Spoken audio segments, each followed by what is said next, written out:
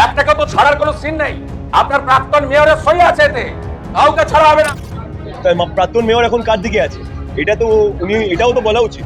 এত লোকের নামে আমি দেখলাম ডেপুটি মেয়রের নামে কেস হচ্ছে, তাহলে কি প্রাক্তন মেয়রের নামে কেস হবে?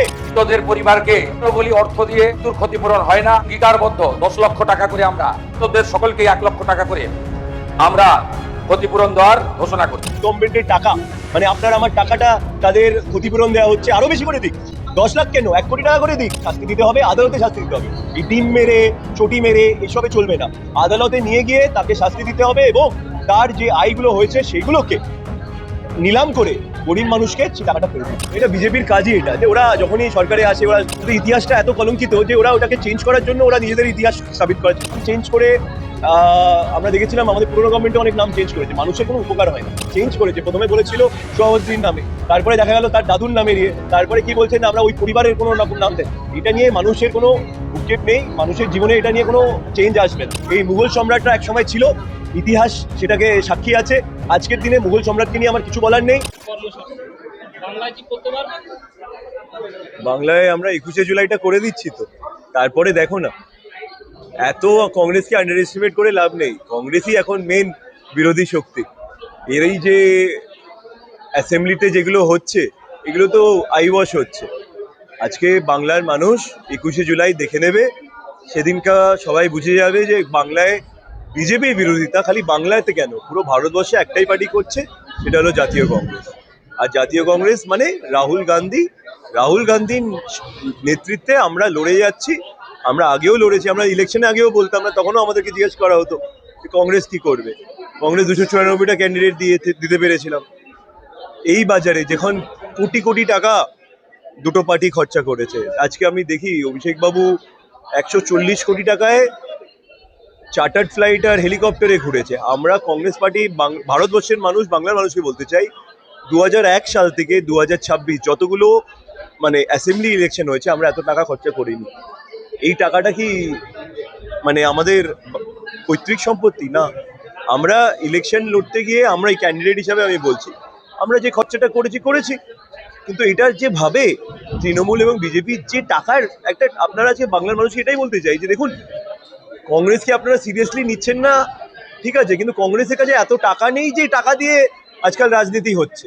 আর এই টাকার রাজনীতি করতে গিয়ে দেখছেন সবাই তার ইমাম বেচে দিচ্ছে। যারা এতদিন এত বড় বড় ডায়লগ দিচ্ছে তারাই তো আজকে দেখছি নতুন সরকারের পায়ে ধন্য হতে চাইছে। তাই আমরা এটাই বলছি যে নতুন সরকার এসছে, নতুন সরকার তার বিল আনুক না, আমরা ইস্যু ভিত্তিক যেটা ভুল সেটাকে আমরা বলবো এবং আগামী দিনে 21শে জুলাইয়ের পরে প্রমাণ হয়ে যাবে। এবং 9 তারিখে 9ই আগস্ট ছাত্রকে গুঞ্জ, যেটা আমাদের সর্বভারতীয় স্তরে যে আমাদের প্রোগ্রামটা, সেটা আমরা দিল্লির বুকে দেখিয়ে দেব বাংলা থেকে কত কংগ্রেস কর্মী সেখানে হাজির হয়েছে।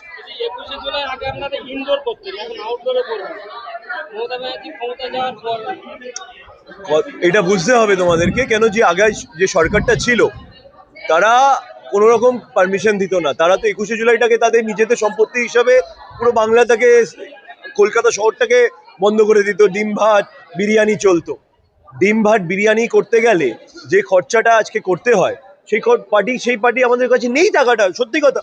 আগামী দিনে আমরা ডিম ভাত আর মাংস দিয়ে লোক আনবো না, আমরা যারা বাংলার মানুষ, যারা এই বিজেপি সরকারের বিরুদ্ধে সারা ভারতবর্ষে যে কংগ্রেস যে লড়াইটা লড়ছে সেটাই দেখানোর সেই লোকটাকে নিয়ে আসবে। 2011 সালে কংগ্রেসের হাত ধরে পশ্চিমবাংলার ক্ষমতা রাখেন, তারপরে কংগ্রেসকে শেষ করেছে। আর তিনি যখন 2026 সালে হেরে গিয়েছে, তারা বিধায়ক, তারা সংসদীয় সব কার্যত বিজেপি ভুলতে চলে গিয়েছে। তারপরেও মমতা ব্যানার্জিকে ইন্ডিয়া জোটে আপনারা আদর করছেন, সোনিয়া গান্ধী তাদেরকে দায়িত্ব দিচ্ছেন, বড় দায়িত্ব, কি বলবেন? কোনো বড় দায়িত্ব দিচ্ছি না তো। আমাদের আজকে দেখুন, আমি কথাটা আগেও বলেছি, মমতা ব্যানার্জি যখনই কোনো কঠিন পরিস্থিতির মাধ্যমে পড়ে তখন তিনি অন্যের কাজে চলে যায়। তো উনি তো এটা আগেও করেছেন। উনি তো 2001 সালে হারার পরে আবার বিজেপিতে চলে গেছিল। 2006 সালে তিনি একা লড়ে তিনি জিরো হয়ে গেছিলেন। তারপরে তো 2008 সাল থেকে তিনি যখন সিঙ্গুর আন্দোলন দেখলেন একা তার পক্ষে সম্ভব নয়, তিনি আবার তখন কংগ্রেসের হাত ধরলেন এবং কংগ্রেসের সঙ্গে জোট করে তিনি সরকারে এসেছিলেন। তো আগামী দিনে দেখুন, সর্বভারতীয় স্তরে আমাদের কেন্দ্রীয় নেতৃত্ব যখন পার্লামেন্টে লড়াই করছিল তখন সেই লড়াইয়ে কেউ যদি আমাদের হাত ধরতে চায় সেখানে আমরা ওয়েলকাম করব। কেন আমাদের লড়াইটা তো বিজেপির বিরুদ্ধে। তো এখন মমতা ব্যানার্জি যদি মনে করেন যে কংগ্রেসটাকে তিনি বলেছিলেন যে তিনি পাত্তা দেয় না, কত কথা বলেছিলেন, তাহলে আজকে তার কাছে আসা হলো, তাহলে এটা যদি মানুষের মধ্যে কোনো বুদ্ধি থাকে সে বুঝে যাবে কার কাছে কত শক্তি আছে। শক্তি থাকলেই শক্তি দেখাতে হয় না, সেটা সত্য। আমাদের রাহুলজি যে সত্যের লড়াইটা লড়ছে, দেখুন রাহুল গান্ধীর লড়াইটা ভীষণ কঠিন। কেন রাহুল গান্ধীর লড়াইটাকে অনেকেই অনেকভাবে নিচে করার চেষ্টা করেছিল, সেটার মধ্যে তৃণমূল কংগ্রেস এবং মমতা ব্যানার্জি, অভিষেক ব্যানার্জি পুরোপুরি সহায়তা করেছিল বিজেপিকে। আজকে তারা বুঝে গেছে যে বিজেপি থেকে রক্ষা পেতে গেলে কংগ্রেসের হাত ধরতে হবে। তো আমরা এখন আমাদের মতো চালাবো তাকে। সে আসতে চাইছে, দেখা যাক না, কিছু তো হয়নি। সে যদি তার পার্টিটাকে সরিয়েই দেয়, সাইনবোর্ডটা মানে তার সিম্বলটাকে সরিয়ে দেয়, তাহলে হয়তো কংগ্রেসের সিম্বলে যদি নতুন লোক আসতে চায় তাহলে আমি তাকে নেব, কি অসুবিধা আছে তাতে? এটা রাজনীতির নিয়ম, রাজনীতিতে সবকিছু এক থাকে না। আপনি দেখুন না, বিজেপিও তো করে। বিজেপি আগামী দিনে একসময় অজিত পাওয়ারকে কত রকম কথা বলেছিল, সেই অজিত পাওয়ারকে নিয়ে নিয়েছে। আমরা তো কংগ্রেস আজকে বিজয়ের সঙ্গে তামিলনাড়ুতে সরকার করেছি। আমাদের কাজ হলো গভর্নমেন্ট দেওয়া, আর ভারতবর্ষের মানুষকে এমন একটা গভর্নমেন্ট উপহার দেওয়া যেটা মানুষের জন্য কাজ করবে, স্টুডেন্টের জন্য কাজ করবে, গরিবের জন্য কাজ করবে, খালি আম্বানি আদানির জন্য কাজ করবে না। এইটাই হলো আমাদের পরিকল্পনা।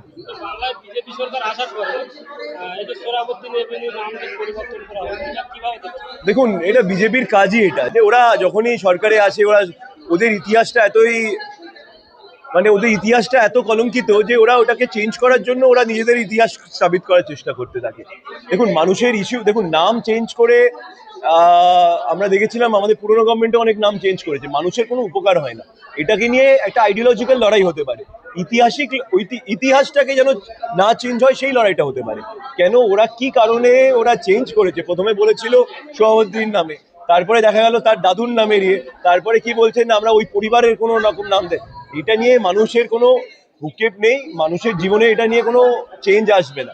আমরা যে ইস্যুগুলো নিয়ে মানুষের ইস্যু, যেটা আপনার দর্শকদের জীবনে কিছু রকম ক্ষতি হচ্ছে, সেটা নিয়ে আমরা রাস্তায় আছি এবং আগামী দিনেও থাকবো। বিধানসভায় দাঁড়িয়ে মুখ্যমন্ত্রী বলছে মুঘলদের নাম কলকাতায় থাকবে না।